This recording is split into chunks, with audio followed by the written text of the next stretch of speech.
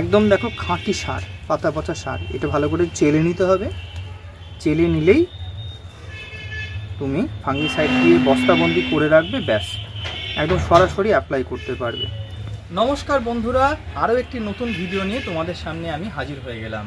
আজকে যে টপিকটায় কথা বলবো সেটি হচ্ছে একদম বিনামূল্যে নিজের বাড়িতে ছাদ বাগানের যে সমস্ত পুরনো পচা পাতা, সেই সমস্ত পাতাকে কাজে কীভাবে একটা উৎকৃষ্ট মানের পাতা পচা জৈব সার তোমরা বাড়িতে বসেই তৈরি করতে পারো। তার প্রসেসটা সম্পূর্ণ তোমাদেরকে আমি দেখাতে থাকবো এবং তোমাদেরকে বলবো যে কি কি কাজ রয়েছে এই জৈব সারে। তো চলো ভিডিওটা আজকে শুরু করা যাক। ভালো গাছ করতে চাইলে লাগে উন্নত মানের সার, আর সার বলতে গেলে জৈব সার হওয়াটাই বাঞ্ছনীয়। আর এই জৈব সার যদি তোমরা বাজার থেকে না কিনে নিজের বাড়িতেই বানিয়ে নিতে পারো, তাহলে এর থেকে আর ভালো কি হতে পারে। তোমরা যারা বাগান করছো তারা তো নিশ্চয়ই দেখেছো বিভিন্ন সময়ে বিভিন্ন রকম গাছের পাতা ঝরে যায়।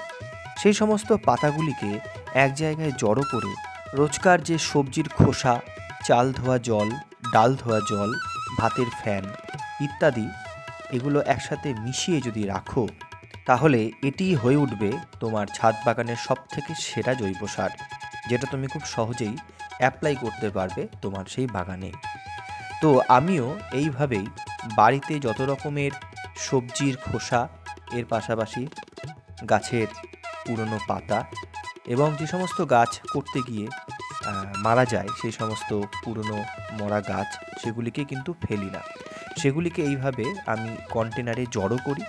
সেগুলি ৬-৭ মাস পর হয়ে ওঠে উৎকৃষ্ট মানের পাতা পচা জৈব সার।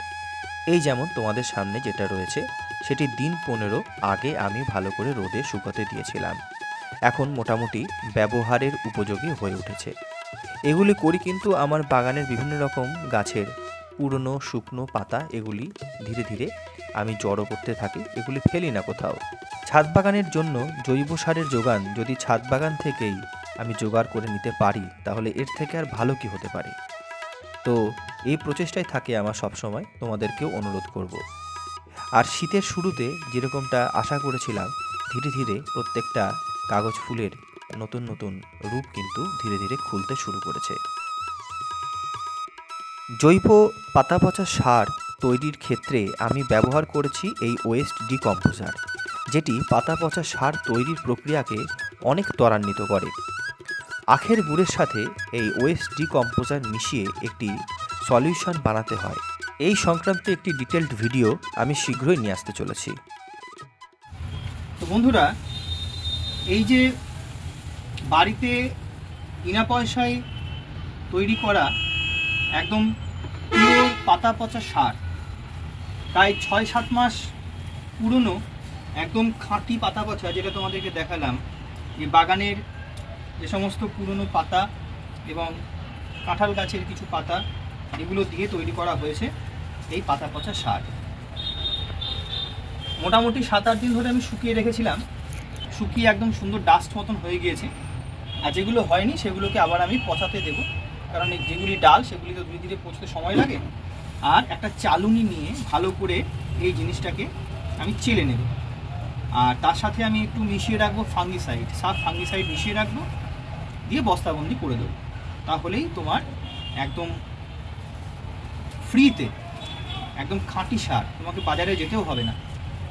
এর পাশাপাশি যে চাল ধোয়া জল, ডাল ধোয়া জল, চায়ের যে খাঁকি, সেইগুলিও কিন্তু সারের একটা খুব গুরুত্বপূর্ণ সোর্স, গাছের খুব ভালো একটা খাবার।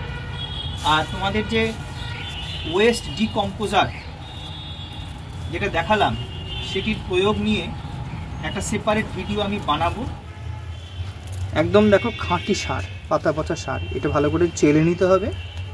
চেলে নিলেই তুমি ফাঙ্গিসাইড দিয়ে বস্তাবন্দি করে রাখবে, ব্যাস একদম সরাসরি অ্যাপ্লাই করতে পারবে। গাছের যে গোড়া, যে সময় প্রচণ্ড তীব্র রোদ হয়, সেই সময় মালচিং করার জন্যে এর কোনো বিকল্প নেই। এটি সারেরও কাজ করবে, আবার গাছের গোড়া ঠান্ডা রাখতেও সাহায্য করবে। এই ভিডিও প্রতিবেদনের শেষে তোমাদের কাছেও একই রকম অনুরোধ রাখবো, তোমরাও ঠিক একইভাবে পাতা পচা সার একদম সহজেই বানিয়ে ফেলতে পারো। তো তোমরা দেখতে পেলে যে কিভাবে নিজের ছাদ বাগানের পুরনো পচা পাতাকে কাজে লাগিয়ে সেটাকেই আবার ছাদ বাগানে অ্যাপ্লাই করা যাচ্ছে একদম সহজ পদ্ধতিতে। আশা করছি ভিডিওটা তোমাদের অনেক পছন্দ হয়েছে। যদি ভালো লাগে তাহলে ভিডিওটাকে একটা লাইক করে দিও, কিছু কমেন্ট করার থাকলে করো, যদি কোনো প্রশ্ন জানার থাকে আমি সঙ্গে সঙ্গে উত্তর দিতে থাকবো, এবং চ্যানেলটার সাথে জুড়ে থাকতে সাবস্ক্রাইব বাটনটি তোমরা প্রেস করো। আজকের মতন টাটা।